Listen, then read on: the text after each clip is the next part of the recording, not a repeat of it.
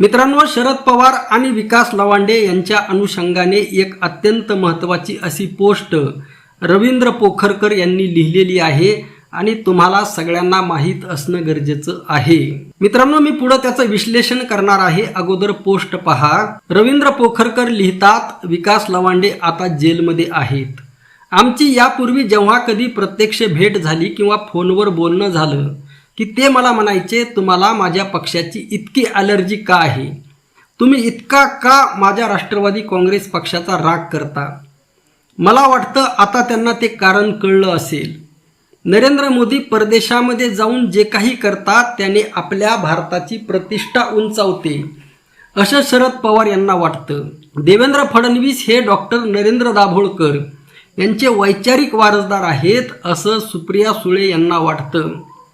विकास लवांडे यांना गुरुवारी अटक करायची, शुक्रवारी पोलीस कोठडी नाही मिळाली तर न्यायालयीन कोठडीत त्यांची रवानगी होईल असं पाहायचं. म्हणजे मग सोमवारच्या आधी सुटकेचा काही चान्सच नाही. हे सगळं नियोजन आधीच झालेलं होतं. अटकपूर्व जामीन रद्द करताना पोलिसांकडून केस नंबरबाबत नजरचूक होणं वगैरे बहाणा आहे. हा त्या नियोजनाचाच एक भाग. एकदा एखाद्याला लटकवण्याचा वरून आदेश आला की मग पोलीस अधिकारी कशा पद्धतीने प्लॅन आखतात याची अनेक मोठी उदाहरणं मी पाहिलेली आहेत.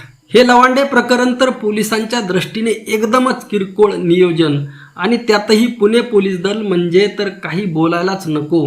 विश्वंभर चौधरी त्यांना भाजपची शाखा बोलतात ते काही उगाच नाही. सुप्रियाताईंनी फडणवीसांना एक फोन केला असता तरी लवांडे गुरुवारीच पोलीस स्टेशनमधून घरी गेले असते. त्यात लवांडे यांची शान राहिली असती, परंतु तसं झालं नाही.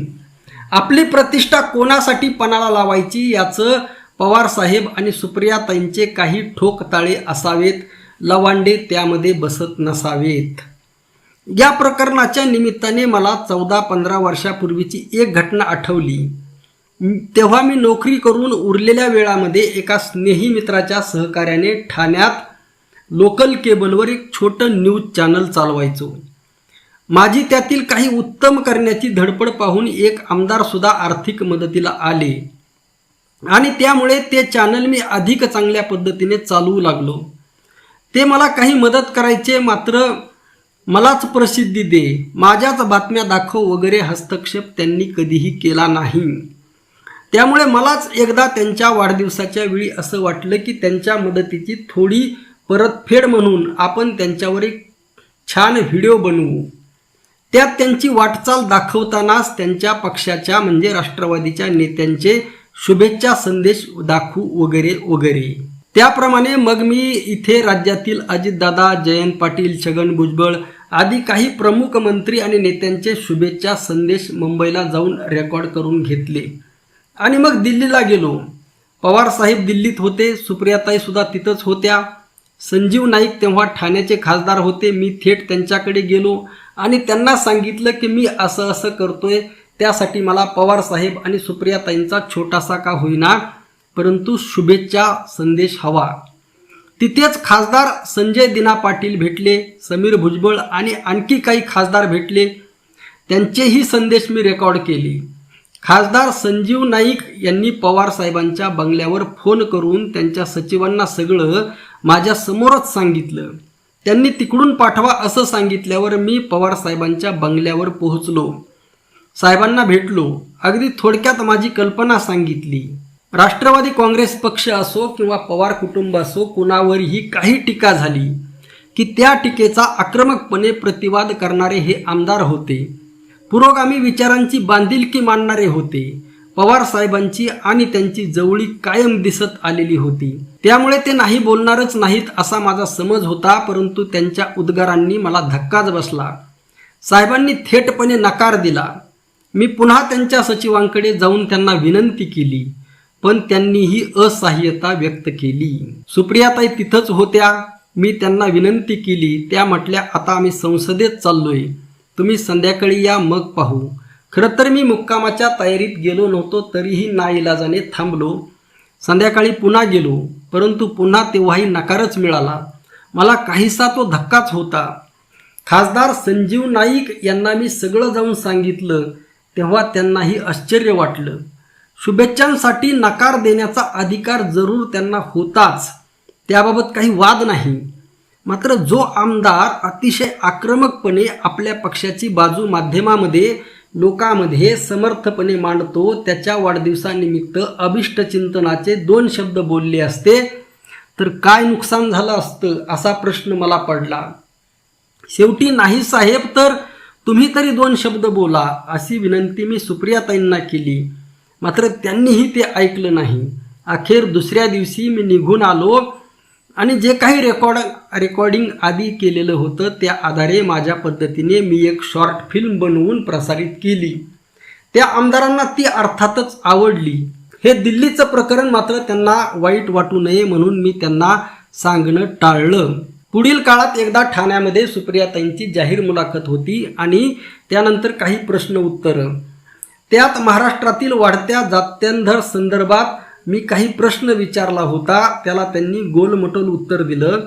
पुढच्या काळात पवार साहेबांच्या मोदी प्रेमाच्या अनेक प्रतिक्रिया कृती समोर येत राहिल्या.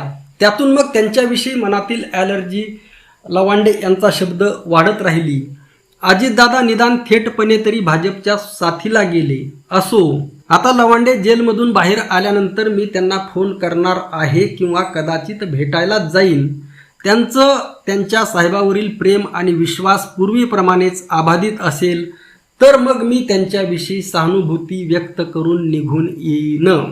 मित्रांनो, पुढं व्यक्त करण्याच्या अगोदर माननीय प्रकाश आंबेडकर साहेबांच्या एका समर्थकाची आलेली कॉमेंट पहा. बाळासाहेब आंबेडकर यांनी यापूर्वीच वारंवार उघडपणे शरद पवार यांच्या धोकादायक धूर्त नीतीबद्दल बोललेले आहेत.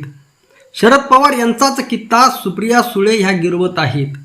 विवेकवादी पुरोगामी विचारांच्या चळवळीतील कार्यकर्त्यांनी शरद पवार आणि सुप्रिया सुळे यांच्यापासून सावध असणं आवश्यक आहे. शरद पवार हे अत्यंत धूर्त आणि अविश्वासू राजकारणी आहेत हे बाळासाहेब आंबेडकर यांनी बरोबरच ओळखले आणि उघडपणे बोलले. बहुतेक जितेंद्र आव्हाड यांनाही अनुभव आला आहे म्हणून इतक्यात ते कमालीचे मौन बाळगून आहेत. इकडे अजित पवार गटाने ही अमोल मिटकरीचेही असंच हाल केलेले आहेत. आता मित्रांनो, शरद पवार यांच्या या सगळ्या गोष्टी माहीत आहेत, लक्षात ठेवा. आणि रवींद्र पोखरकर यांच्या पोस्टचं मी 100% नाही 1000% समर्थन करतो. मी मागच्या 10-15 दिवसापासून, 1 महिन्यापासून, 1 वर्षापासून, 2 वर्षापासून आणि सोशल मीडियाद्वारे 10-15 वर्षापासून बोलत आहे. आमच्या लढाईचा उद्देश हा वेगळा आहे. महामानव छत्रपती शिवाजी महाराज, महात्मा फुले, शाहू महाराज, बाबासाहेब आंबेडकर आणि वारकरी साधू संतांची जी विचारधारा आहे त्याच्या अनुषंगाने आणि त्यांची बदनामी करणारी जी विचारधारा आहे या अनुषंगाने आमची मांडणी आहे. लक्षात ठेवा, कोणत्याही राजकीय पक्षाशी त्यामुळे आम्ही कधीही बांधलो गेलो नाहीत. आणि याच यूट्यूब चॅनलवर तुम्हाला अनेक व्हिडिओ याच्या अगोदर दिसतील ज्यामध्ये मी शरद पवार यांच्यावर सुद्धा टीका केलेली आहे. अजितदादा पवार होते त्यावेळेस त्यांच्यावर सुद्धा टीका केलेली आहे. जो चुकला, लक्षात ठेवा, आमच्यासाठी कोणताही पक्ष महत्त्वाचा नाही. आमची विचारधारा एकच आहे, शिवराय फुले शाहू आंबेडकर वारकरी साधू संत, हे लक्षात घ्या. आणि सुप्रिया सुळे यांनी जे विधान केलं होतं त्यावेळेस सुद्धा मी एका व्हिडिओमध्ये बोललो होतो की नरेंद्र दाभोळकर यांचे वैचारिक वारस देवेंद्र फडणवीस, तुम्हाला मी आता 2-4 दिवसापूर्वीचा एक व्हिडिओ टाकला होता ह्याचा आपले श्याम मानव यांचा, आणि त्यामध्ये अशोक खरात हे कसं देवेंद्र फडणवीस यांचं पाप आहे हे पुराव्यानिशी श्याम मानव यांनी मांडलेलं आहे. म्हणजे एक प्रकारे नरेंद्र दाभोळकर यांची शारीरिक हत्या झाली, परंतु नरेंद्र दाभोळकर यांची वैचारिक हत्या करण्याचं काम देवेंद्र फडणवीस यांनी केलेलं आहे. आणि त्या देवेंद्र फडणवीस यांना सुप्रिया सुळे जर वैचारिक वारस दाभोळकरांच्या म्हणत असतील तर मित्रांनो यावर विकास लवांडे यांनी सुद्धा विचार करणं गरजेचं आहे. शेवटी आपली बांधिलकी ही पक्षापेक्षा, राजकीय नेत्यांपेक्षा ही विचारधारेशी असली पाहिजे आणि ती प्राणपणाने जपली पाहिजे. लक्षात ठेवा, काय असतं, सत्ता येत असते, सत्ता जात असते, पैसा येत असतो, पैसा जात असतो. मित्रांनो लक्षात ठेवा, आज 400 वर्षानंतरही आपण तुकाराम महाराजांचं नाव का घेतो? आज आज जवळपास इतक्या 100-125 वर्षानंतर किंवा 70-80 वर्षानंतर बाबासाहेब आंबेडकर यांचं नाव का घेतो आणि छत्रपती शिवाजी महाराजांचं नाव का घेतो? कारण त्यांनी विचारांशी, तत्वांशी कधीही तडजोड केलेली नाही. असे अनेक उदाहरण आहेत बाबासाहेब आंबेडकर यांच्या जीवनातले, महात्मा फुले यांच्या जीवनातले. त्यामुळे त्यांचं नाव निघतं. मित्रांनो, खरंच जर आज महाराष्ट्र जर खरंच पुरोगामी चळवळींना ज्यावेळेस हे काँग्रेसवाले, राष्ट्रवादीवाले सत्तेमध्ये होते त्यावेळेस जर बळ दिलं असतं आणि आजही विरोधी पक्षामध्ये असताना सुद्धा या लोकांनी कधी पुरोगामी चळवळींना बळ दिलं का? तर अजिबात नाही. लक्षात घ्या, भारतीय जनता पार्टी त्यांच्या ढोंगी समर्थकांना ज्या पद्धतीने बळ देतं त्या पद्धतीने हे कदापिही बळ देत नाहीत. अहो, विकास लवांडे, शरद पवार साहेब, विकास लवांडे हे तुमच्या पक्षाचे प्रवक्ते आहेत. बघा, बाकी पुरोगामी चळवळी जाऊन द्या तिकडं, लक्षात ठेवा. कारण आता प्रत्येकाने ओळखलं आहे, प्रत्येकजण सगळ्या पुरोगामी चळवळी सध्या शांत का आहेत? कारण त्यांनीही ओळखलेलं आहे या लोकांना काय धुडगूस घालायचा आहे तो घालू द्या. मी तर म्हणतो यांना गावागावामध्ये आसाराम बापू तयार करा, गावागावामध्ये अशोक खरात तयार करा, काय धिंगाणा करायचा आहे तो करा, आम्हाला त्याच्याशी काही देणं घेणं नाही. कारण बुवा बाबा, अशोक खरात, आसाराम बापू ही लोकांची गरज आहे आणि त्यामुळे खुशाल तुम्ही जा त्यांच्याकडे रोज जा, कुटुंब जा, आम्हाला काही देणं घेणं नाही. मी तुम्हाला पहिल्या दिवसापासून सांगत आहे, प्रत्येक व्हिडिओमध्ये सांगत आहे, आमचा लढा हा महामानवांच्या विचारधारेचा आहे, त्यांच्या अस्मितेचा आहे, त्यांच्या प्रतिष्ठेचा आहे, त्यांची बदनामी करणाऱ्यांच्या विरोधामध्ये आहे. ना आम्ही कोणा पक्षाचे समर्थक आहोत ना कोणाचे विरोधक. आणि रवींद्र पोखरकर यांची ही अत्यंत चांगली पोस्ट आहे. मित्रांनो, अत्यंत आजच्या काळामध्ये एक आदर्श पत्रकार कसा असावा लक्षात ठेवा. तिकडे रवीश कुमार आणि महाराष्ट्रामध्ये रवींद्र पोखरकर. रामकृष्ण हरी. जय जगद्गुरू. जय शिवराय. जय भीम.